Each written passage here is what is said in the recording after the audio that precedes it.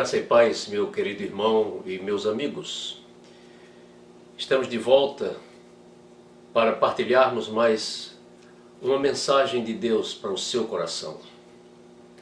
Entendemos que essa mensagem que vem da revelação feita por Deus na sua palavra, a Bíblia Sagrada, ela é sempre útil para fortalecer a nossa fé e para nos alimentar espiritualmente. Eu sou o pastor Melquisedeque, pastor da Igreja Batista Canaã, em Araguaína. E é meu prazer estar aqui, nesses próximos curtos minutos, com você que me ouve.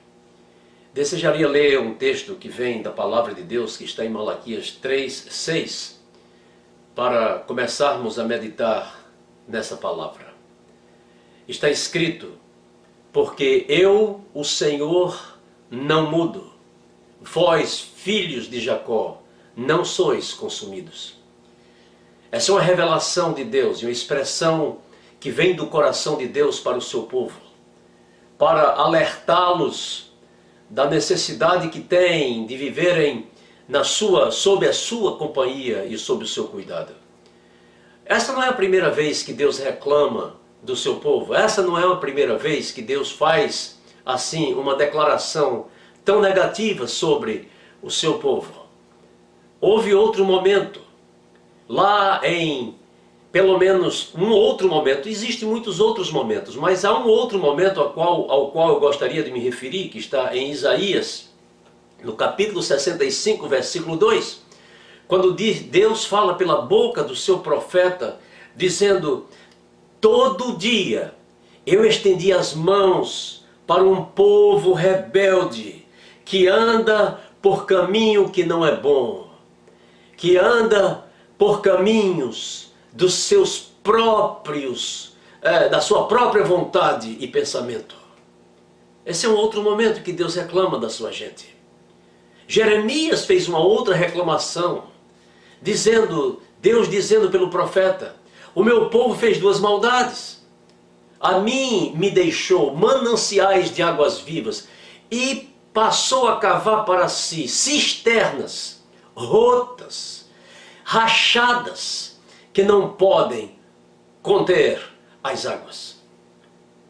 O texto de Malaquias, no entanto, ele serve não somente para chamar a atenção do seu povo, não somente como fez Isaías e como fez Jeremias, para reclamar a rebeldia da sua gente, a sua falta de sensibilidade e de fidelidade de fé, mas também serve para revelar o caráter imutável de Deus. Porque eu não mudo, vós não sois consumidos.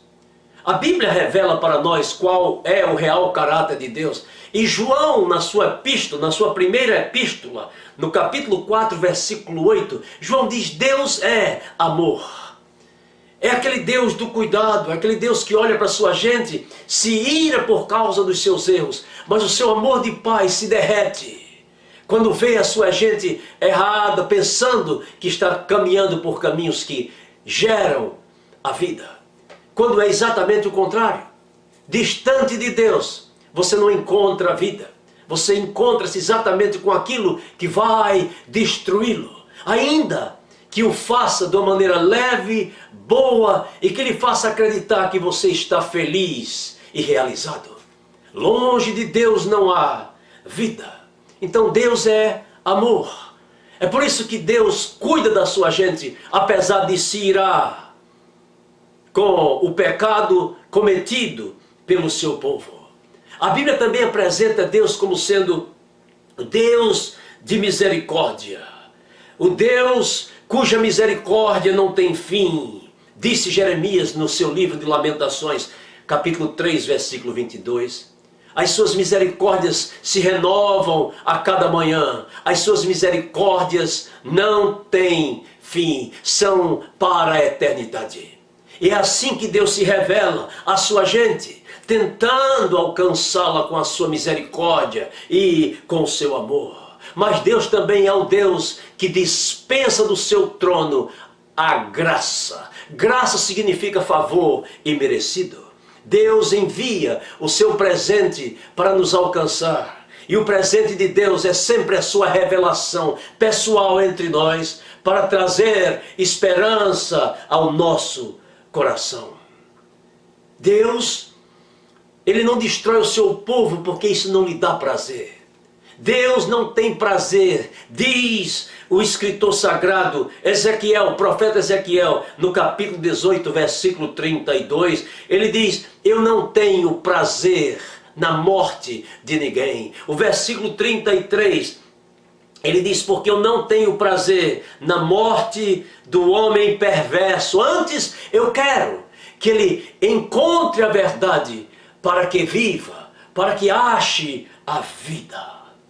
É por isso que nós entendemos o que Jesus diz lá em João 8. Ele diz: e conhecereis a verdade, e a verdade vos libertará.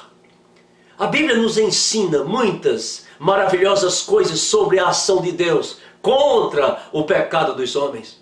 É verdade que no Antigo Testamento nós vamos encontrar um Deus irado contra o pecado, quando Ele mesmo decide exterminar a sua criação.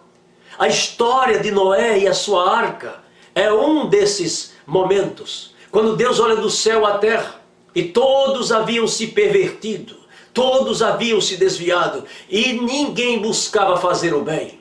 Então Deus decidiu destruir de toda a face da terra o fôlego da vida que Ele criou, os seres humanos. Só que Deus é misericordioso e Deus é amor. Deus encontrou no meio de toda aquela gente uma família a qual Ele não podia destruir. Por quê? Porque era uma família que temia o seu nome. E Ele poupou a família inteira, juntamente com vários animais, dentro do que nós conhecemos como a Arca de Noé. Deus deu uma chance. Deus começou uma nova raça através de Noé e a sua família, uma nova geração de pessoas. No entanto, a maldade enraizada no coração das pessoas continuou, até que nós vamos encontrar na história de Abraão, o homem que saiu da sua terra e da sua parentela, um outro episódio. Um momento em que Deus mais uma vez percebe que há maldade, que há pecado, que há perversão morando no coração de pessoas em duas cidades impenitentes, as quais nós conhecemos pelo nome Sodoma e Gomorra. É verdade que Abraão, servo de Deus, tentou dissuadir a Deus da ideia de destruir aquela gente. E começou a conversar com Deus. E começou a perguntar se houver 50 justos. Deus disse: não vou destruir por causa dos 50. Aí foi descendo até chegar 10 pessoas que temessem o nome de Deus. E a resposta de Deus foi: se tiver 10 pessoas que temam o meu nome no meio daquela geração perversa, eu não destruirei. Foi muito mais fácil para Deus enviar anjos para tirar o sobrinho de Abraão, Ló, e a sua família do meio de Sodoma, da região de Gomorra, para que ele sobrevivesse com a sua família.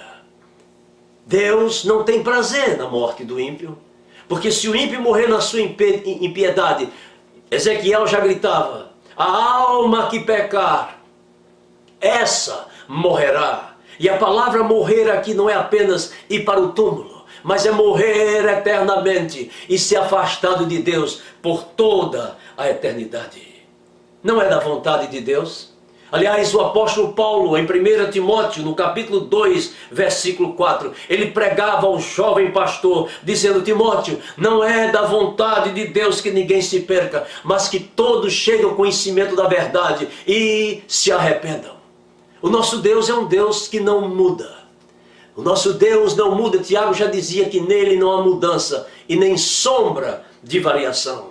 O desejo de Deus é que nós descubramos a sua verdade e a abracemos. E através da convicção advinda do conhecimento da sua verdade, mudemos de direção na nossa vida e caminhemos na direção do nosso Criador para nos encontrarmos com Ele, não somente nesta vida, mas especialmente na verdade.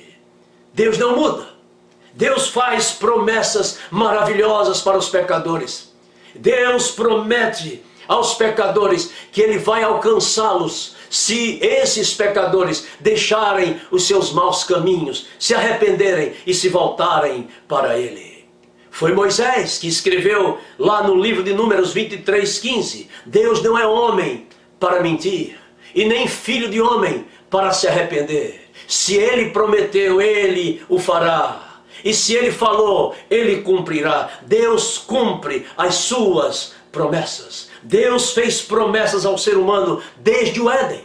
Desde a queda de Adão e Eva. Gênesis 3:15, Ele promete que o fruto do ventre da mulher vai nascer e vai esmagar a cabeça da serpente. Ou seja, Jesus viria ao mundo como veio. Seria pregado na cruz do Calvário. E ali Ele destruiria toda a maldade, todo o plano do inferno, tudo quanto é feito cuidadosamente para desvirtuar você dos caminhos de Deus e fazer de você um futuro habitante do lugar onde habita essa serpente caída, o próprio Satanás com seus anjos desobedientes e blasfemos. A vontade de Deus é que nós o conheçamos, nós o recebamos, e Deus vai cumprir a sua vontade na nossa vida, o plano de salvação. Ao invés de destruição, Ele nos dará vida e salvação. E quem crê nele e o recebe como Senhor e Salvador, haverá de herdar o dom da vida eterna. Paulo, escrevendo a Tito, no capítulo 2, versículo 11, ele diz: a salvação de Deus se manifesta a todos os homens. Ou seja, Tito 2,11 literalmente diz assim: porque Deus se manifestou trazendo salvação a todos os homens. Ou seja, Deus colocou à disposição de todos o dom da vida eterna. E a salvação vem através da minha fé em Deus, na pessoa de Jesus Cristo. Jesus Cristo é a revelação expressa da pessoa de Deus entre os homens. E Ele vem para alcançar vidas. Ele vem não para destruir vidas, porque Deus é misericordioso, Deus é amor, e Deus dá o seu dom da vida de forma gratuita através do sacrifício de Cristo na cruz do Calvário. Foi Jesus que disse lá em Lucas capítulo 9, versículo 56, porque o Filho do Homem, referindo-se a si mesmo, o Filho do Homem não veio para destruir as almas dos homens, mas para salvá-las. Você sabe, meu prezado amigo, há sempre um convite que Deus faz a você que ainda não o conhece pessoalmente como seu Senhor e Salvador. É para que você abra o seu coração, se arrependa dos seus pecados. Os seus pecados lhe afastam de Deus. A sua vida de desobediência entristece o coração de Deus. E por causa dos pecados dos homens, o desejo de Deus é destruí-los completamente. Mas porque Deus é misericordioso e se lembra da sua promessa feita, promessa de vida e não de morte, promessa de salvação e não perdição, então Deus lhe convida para deixar a sua vida de desobediência e de pecados e aceitar o seu Filho Jesus, que é a propiciação pelos nossos pecados. É aquele que foi entregue, a quem a Bíblia chama de Cordeiro de Deus, que tira o pecado do mundo. Se você abrir o seu coração para Jesus hoje, você poderá receber dele o dom da vida, o dom da eternidade para a sua vida. E assim você será bem recebido nas mãos desse Deus, que não tem prazer na destruição da morte, da vida de ninguém. Deus não tem prazer na condenação de ninguém. Mas Deus se alegra juntamente com seus anjos por um só pecador que se arrepende e se entrega a Ele para receber dele a salvação eterna. Abre o seu coração hoje para Jesus, agora mesmo. Vire as costas para as desobediências, para os pecados, para a sua vida obstinada no erro, talvez até mesmo em vícios perniciosos, em viver uma vida dura de coração, uma vida impenitente. Deus há de lhe perdoar e lhe coroar com a sua bênção, com a sua graça e o dom da vida eterna. Abra hoje mesmo o seu coração para Ele e experimente esse dom no seu coração pela palavra pregada, pela presença do Espírito e pelo abraço que Deus lhe dá, lhe dando boas-vindas à sua família de fé. Senhor, abre o nosso coração nesta hora, convence-nos dos nossos pecados, purifica as nossas almas e dá-nos a bênção da tua salvação, porque nós abrimos o nosso coração agora para Jesus e o aceitamos como Senhor único e Salvador, suficiente Salvador das nossas almas. Perdoe, Senhor, os nossos pecados. Oramos no nome de Jesus. Amém e amém. Deus te abençoe e Deus te dê vida no nome de Jesus. Amém.